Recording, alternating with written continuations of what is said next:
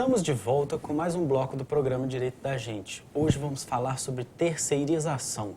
Se você tem alguma dúvida sobre esse tema, entre em contato conosco pelo telefone 3372-3720 ou mande sua mensagem de texto para o celular 9972-1640. Eu recebo aqui no estúdio o Dr. Luiz Henrique Simas, que é advogado aqui na comarca de São João del Rei. Dr. Luiz Henrique, no finalzinho do bloco anterior, o senhor disse que foi aprovada a lei agora da terceirização. Isso, teve na Câmara, não é isso? Isso, agora vai encaminhar para o Senado. Para o Senado. Né? Inicialmente, cabe esclarecer que, pela dinâmica que é o direito às relações de trabalho, dos vínculos, né, tentamos modernizar a legislação. Por isso está sendo tão debatida agora a terceirização, que está sendo concretizada, está sendo incluída nos ramos e nas relações de emprego. Nas relações de trabalho. Isso, de trabalho, nesses vínculos. Agora, é interessante porque nós estamos falando aqui da aprovação de uma lei de terceirização. Sim. Mas, na verdade, a terceirização no trabalho ela já existe, né? Há uma previsão, né? Havia um entendimento consubstanciado na súmula 256, antigamente TST, que ela limitava muito a terceirização. Contudo, né, com a dinâmica do direito, veio a súmula 331 do TST, que ela dá um respaldo maior e amplifica a possibilidade de terceirização. Contudo, limita da mesma forma. Então, hoje, há possibilidade de terceirização, só que, contudo, há limites. Somente atividades de meio, né, são aquelas necessárias e não essenciais. Então, o primor dessa súmula fala das atividades de meio, né, e não as essenciais para a empresa. A título de exemplo, se temos um comércio, né, se temos um banco, os bancários, no caso, a atividade de fim, não poderiam ser terceirizados, mas, contudo, a atividade de meio, que é necessária como limpeza, vigilância, ela pode ser terceirizada. Porque se nós fôssemos pensar, eu que tenho um mercadinho, vamos pensar, vou colocar até um mercado maior, não um mercadinho, Sim. porque eu tenho que ter mais funcionários. Mas eu vou precisar de alguém para limpar aquilo ali, eu vou precisar de alguém para dar manutenção. Sim, fazer né? higiene, fazer a vigilância, etc. exatamente. Vigilância. Então, quando a gente fala em terceirização, nós estamos falando... É uma empresa, né, que é uma tomadora de um serviço, ela contrata uma prestadora de serviço e a prestadora contrata empregados para prestar esse serviço para a tomadora. Então, faz praticamente um triângulo. Né? Esse triângulo, esse empregado vai prestar serviço para a tomadora a mando da prestadora de serviço. Só para eu entender. Sim. Eu, dono do mercado, não tenho responsabilidade sobre aquele funcionário. Sim, na atividade de meio, exatamente. Você vai contratar uma empresa prestadora de serviço de limpeza e essa prestadora vai contratar um funcionário para prestar o serviço de limpeza dentro da sua empresa. Bom, agora o senhor está falando dessa questão, a gente vê muito nessa recorrente de prestador de serviço que faz a limpeza. Sim. Mas, atualmente, quais são as profissões mais comuns de ter essa terceirização? Atualmente, feito um estudo em 2013, falam que mais ou menos 26% da mão de obra hoje é proveniente de terceirizadoras. Né, as mais comuns hoje falam sobre limpeza, higiene, vigilância, né, atividades temporárias, né, regulamentadas, são as mais comuns. São as atividades meio com maior facilidade da prestação de serviços.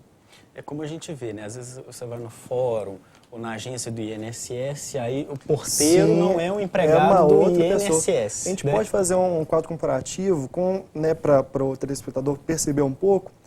Ao caminhar, né, pelo fórum, você vai ver que as pessoas que fazem limpeza, a higienização do ambiente, não pertencem, não usam o logotipo Estado de Minas Gerais.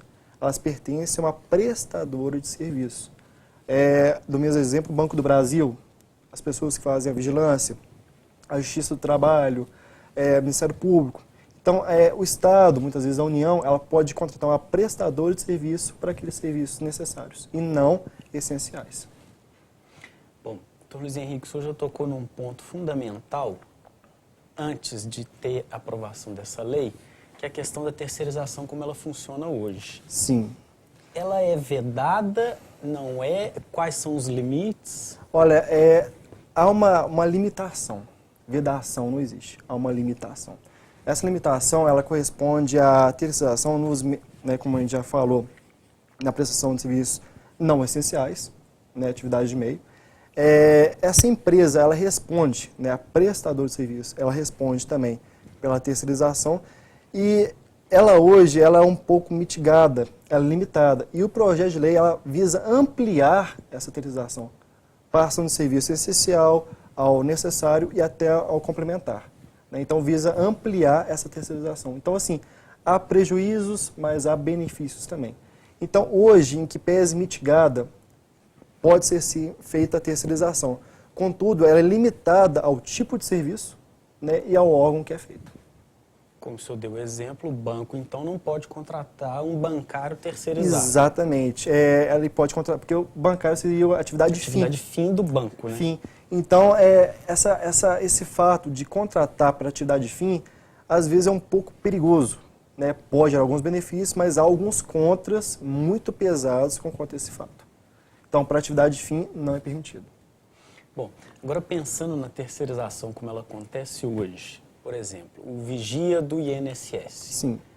Quem paga o salário dele? A prestadora de serviço.